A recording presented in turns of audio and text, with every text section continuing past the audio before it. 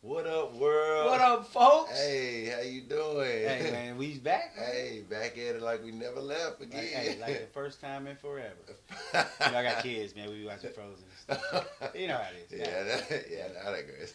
Right. Hey, man. What is this?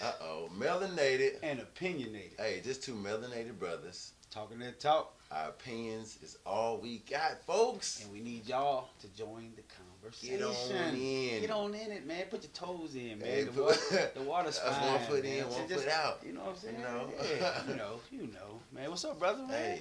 How you been, my guy? Man, I'm good, man, but I'm sure the people would like to know who this guy is. Okay. Yeah, I know. My brother from another. Hey, the one, the only big guy. Mr.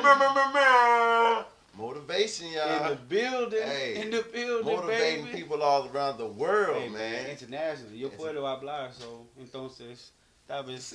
What did he say? Hey, no. Más o menos. Hey. Anywho, without further ado, back like he never left before, man.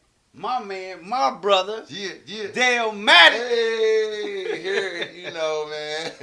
There's my guy, man. This my brother, man. For real, man. Like, blood, it wouldn't make us closer at all, man. Bruh. Hey, we kicked it Friday, man. Man, we had a good time. Hey, you know, we went live, man. So if y'all caught, hey, Melanated and Opinionated be outside, man.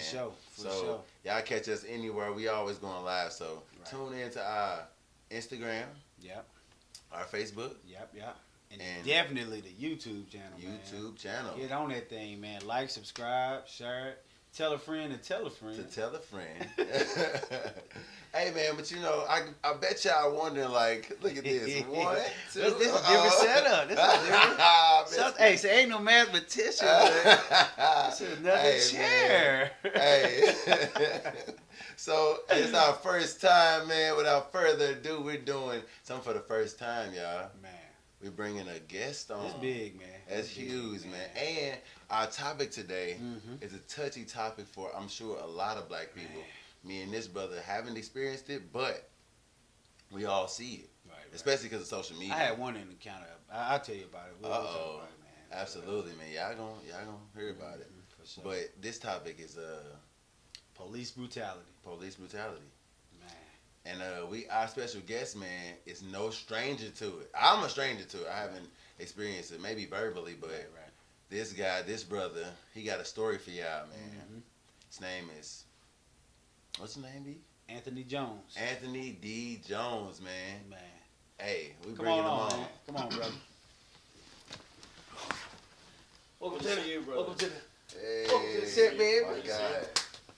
How you doing? Good to be with you guys. For sure, man. Absolutely. Let's get it going. Man, I'm liking that blazer, bro. Wow. Oh, my goodness. You got to dress to impress. But, you know, I think I might like the shoes. I like the socks, bro. The socks play. You got to dress to impress. Whether you're going to Snooks, you're going to Walmart, you know, you always got to look good. Hey, that's right. I can appreciate that. And Walmart. I can appreciate that, bro. Yeah. Straight up, man. Yeah, so how you been, bro? You been I've been good, man. I'm blessed. I'm 28. I'm alive. I'm healthy. Grandparents good, which we'll get into, things like that. So I'm just blessed to be here. You know, with everything going on in the world, we got the virus, obviously. We obviously got police brutality. We got a lot of things going on in the world. And so just to be here, be able to talk to you guys, be able to talk and walk and breathe good, you know. Bro, man, we appreciate you coming out, man. We definitely appreciate you coming out.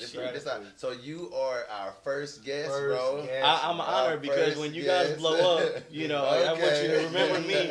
We definitely when I blow up, hopefully, I'm gonna remember you. We can just go back and forth. Exactly. And, you know. Then we'd be like on a private yacht somewhere, be like,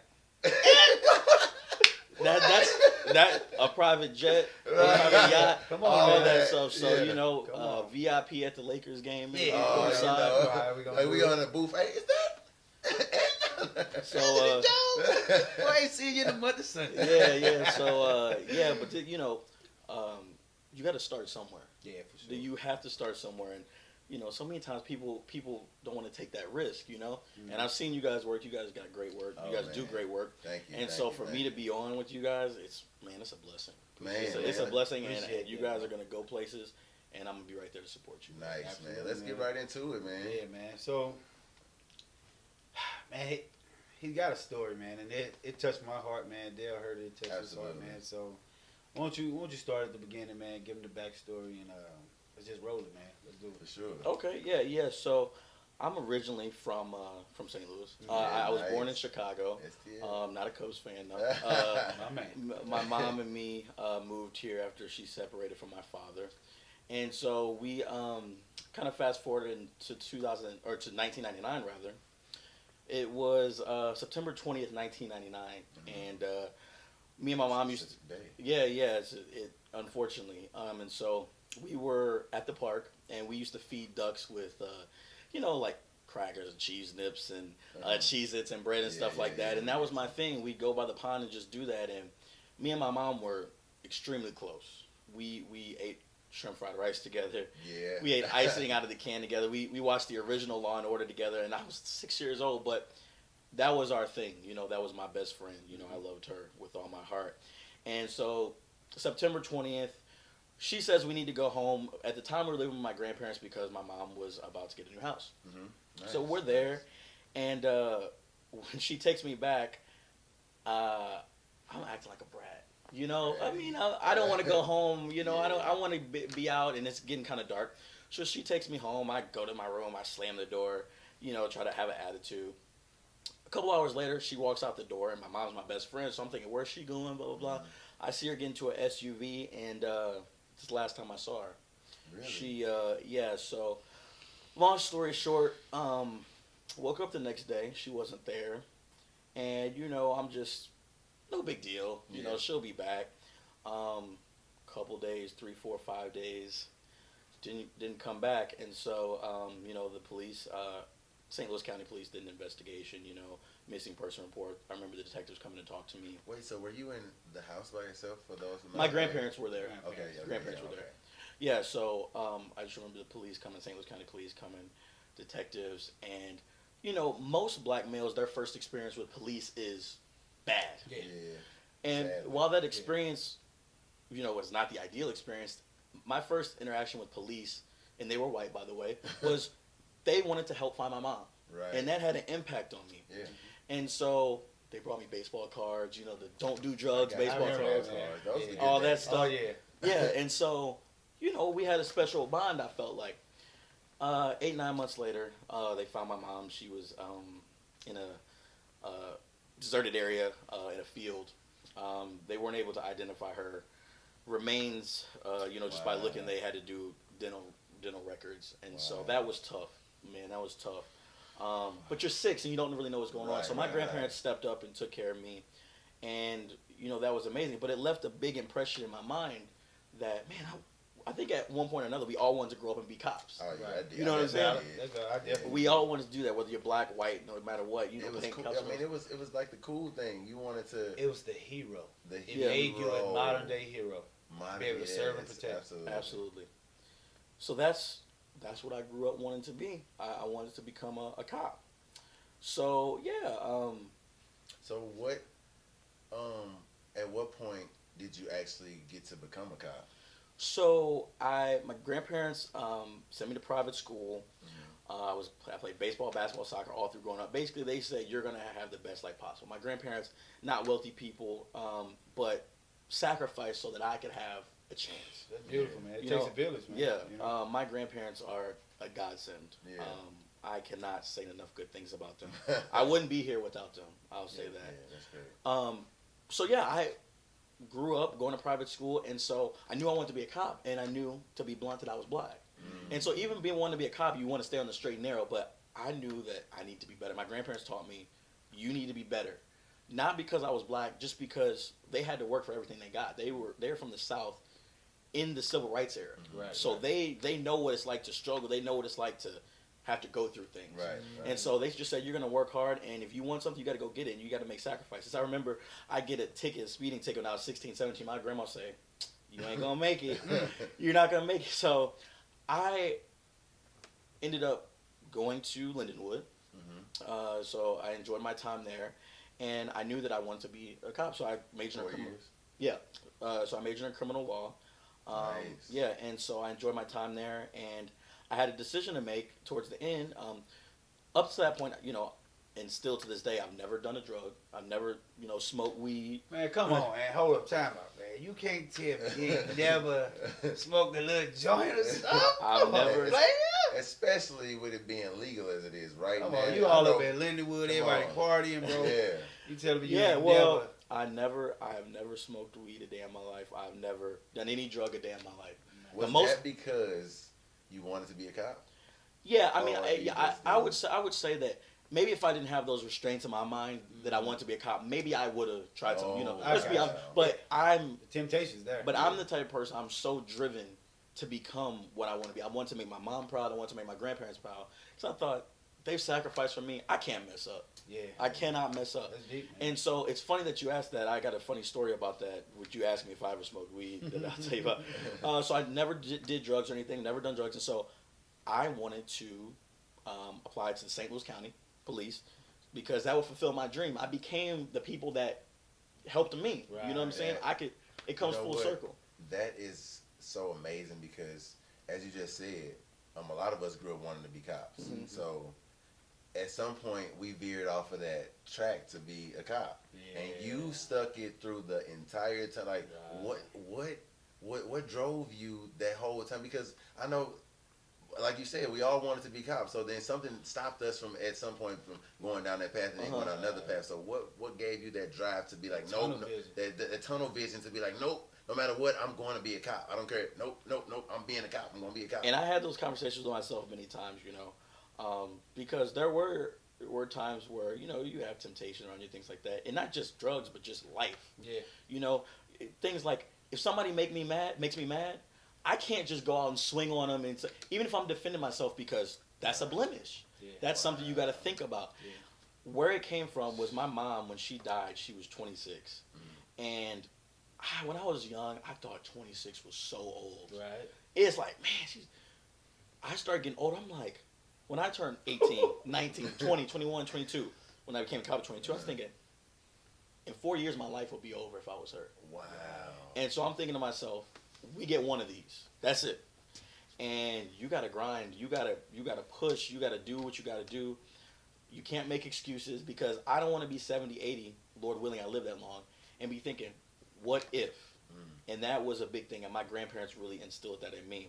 Nice. So I applied to the Highway Patrol to be a state trooper, Missouri state trooper, and then to St. Louis County police officer. I got accepted into both. Nice. And I chose St. Louis County. One of the reasons was because obviously I wanted to be full circle, but number two is they wanted me to go to Jefferson City and live for 6 months. It's kind of a paramilitary academy. And I had a girlfriend at the time, and I just, I was lovey-dovey. I didn't, and I just didn't want to leave. My grandparents are here, and it's not that far, but and they could put you anywhere as a state trooper. Wow. You could be anywhere in the state. Anywhere in the state. Wow. So I could be where the population 400 people, and no one looks like I'd be the state trooper, but still, I want to be close to family too. So I got to do that. So that's how I became a police officer. Nice. That's awesome, man. Well, I tell you what, man, I have to say, like, that's amazing that it came full circle for you like that. Absolutely. When you were able to become a cop, you know what I mean? You set this in motion as a kid almost, you know what I'm saying? And you walked through and you made it happen. So can you give us, like, some of the experiences? Because, like, I'm sure, like, going into the academy and everything, you kind of knew the racial divides that existed. Like, tell me some of your experiences just being a cop here in St. Louis. Especially being a black cop. A black cop here in St. Louis. Yeah, so when I was about to get out of college, it was 2015. What just happened the year before? Ferguson. Mm-hmm. And so this is the epicenter of Black Lives Matter. How did that make you feel, though? Like, so you're in school, knowing you're going to be a cop. Mm-hmm. Where did that take you mentally? Like, man, dang, do I still want to be a cop? Like, did you have those kind of thoughts? Yeah. Well, it was difficult because, you have black people, African Americans that you're friends with, that you're family with, and they're just saying, number one, they don't want you to be a cop because they're scared something could happen to you. Absolutely. Right? Yes. Which I understand. And they also don't want you to turn into what they feel like is the problem. Right. But my thing is, the only way to fix the problem is you got to get inside. Absolutely. And fix it from the inside. And so when that happened, I thought to myself, people would tell me, don't do it. You see what's going on? Everything? Yeah. Like, But I'm the type of person that's why I needed to do it. You know what I mean? That's why I needed to do it, because you need someone like me out there holding the gun. That's big. You need someone like me from the community that can understand what it's like to have that empathy. And you need me to spread my message and my words and my experiences with other officers. So let me ask this. So how many officers, or like what percentage of the police force, from your experience, like the police departments you've worked in, what percentage of the police kind of have a like-minded spirit that you have? That is a great question. And be blunt, man. Like if it's 1%, 5%. Well, you know, I want to get in politics one day. Honest. Okay. And so one of the problems that we have with politicians, we feel like they're not straight with us. You know, so I always, in this conversation, I'm going to be straight with you. That have a like mind like me, that think like me, that wants to come in. They see the problem in the system. They wants to make a difference. I think I'm being optimistic here. Yeah. I think most officers go into it wanting to do good. Okay. I believe that.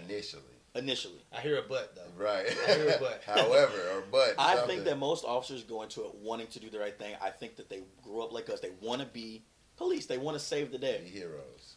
I think what happens is that once you get the gun and the badge and the state behind you, because that's what you have behind you, the state, and you have little accountability.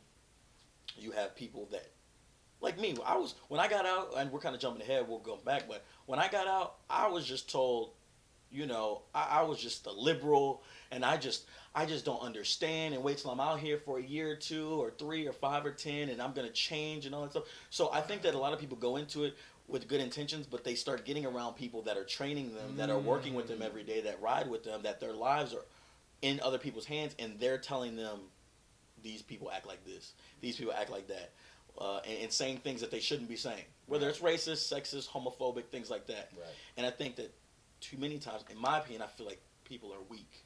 They don't want to be, we live in a society where people don't want to be criticized. Yeah. And especially when you put your life into this, like me, and you went to the police academy and you stayed out of trouble, and then you go to college and academy, and then you graduate the academy, and you get out there and you do all this, you worked your whole life to get here, and then you realize it's not what you thought it was going to be. And you want to change it, but if you try to change it, you're ostracized, and then you lose your career.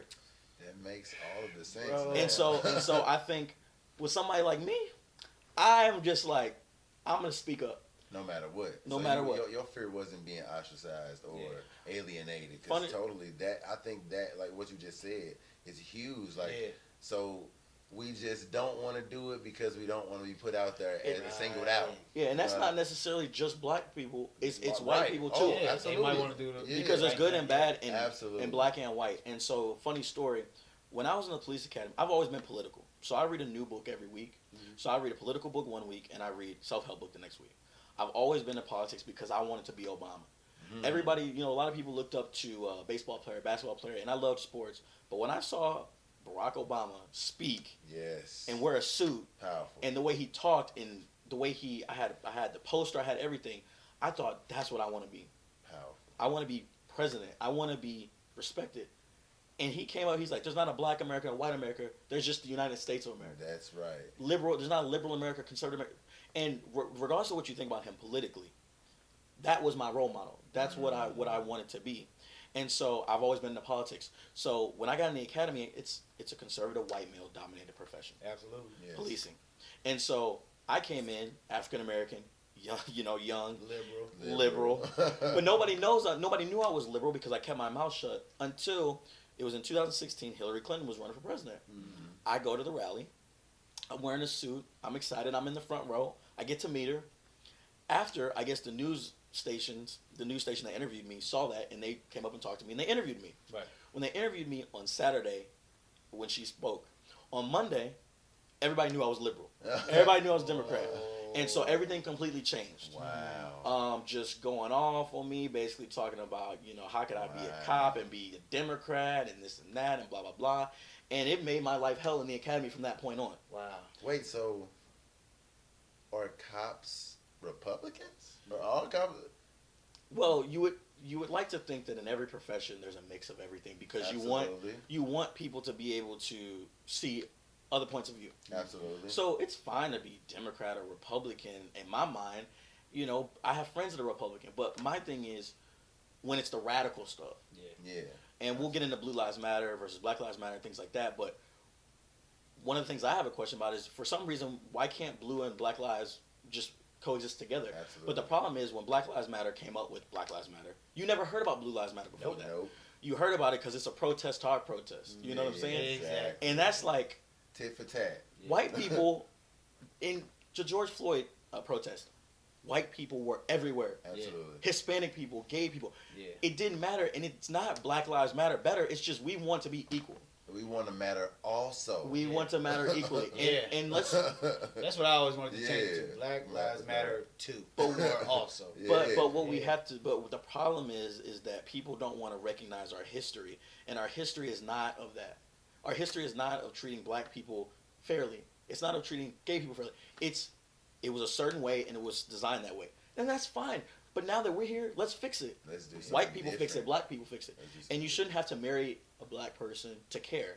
You shouldn't have to have a black cousin to care. That's You right. should just care for humanity. Yeah. You know what I'm saying? Absolutely. That's what I think. So Anthony, get into one of the craziest experiences you probably had being a black cop. Being a black cop. Well, how was it getting out of the academy being a black and like your first day? Hitting the streets. Yeah, What was that first day like? First day, suicide. Whoa. On your first day? First day suicide. And Sheesh. young man, my age, shot himself in the head. So wait, you 22, 23? 23, I believe, yeah. 23. I just turned 23. And young kid. And I remember it vividly because your body, your mind is not meant to be able to see stuff like that. Man, I know. Because that. it doesn't look real because it was a high caliber gun, I'll say that. And so, welcome to the force. On Welcome. your first day. On your first day. That's wild. And it was shocking to me. I went to autopsy for a double homicide the next day. Gee. A double murder. And they'd been shot in the head, and it was Another tough. Headshot. Yeah. You know what, man? I've never thought about the plight of police officers, man, and firefighters, the things that they have to see True. on a regular basis, True. man. I couldn't imagine. And I had to, not to cut you off, I had to go to work the rest of the day. So I have Right. I have a suicide. And we got another call, bro. I was working when I first started. I worked nights most of the time, but when I first started, I worked 6 a.m. to 4 p.m. You know, so yeah, 10-hour shift. Wasn't that heavy? And so you have suicide at, let's say, 7:30, when you know kids getting ready to leave or go to college or whatever he was gonna do. Suicide, and then I got to stay on that for a couple hours. Call the ME, you know, make sure that the body's picked up. You talk to the family, they're crying, obviously, all that stuff. And then by 10 o'clock, I'm back on the street dealing with you. Maybe you called about something. Maybe you need. Maybe you know something's wrong with your child, or maybe I pulled you over for speeding. And that's what's on my mind the rest of the day. So you got to compartmentalize. And so it was just being an officer, not just being a black officer. Being an officer is a very tough job. But that's no excuse for the things that go on, which we'll get into.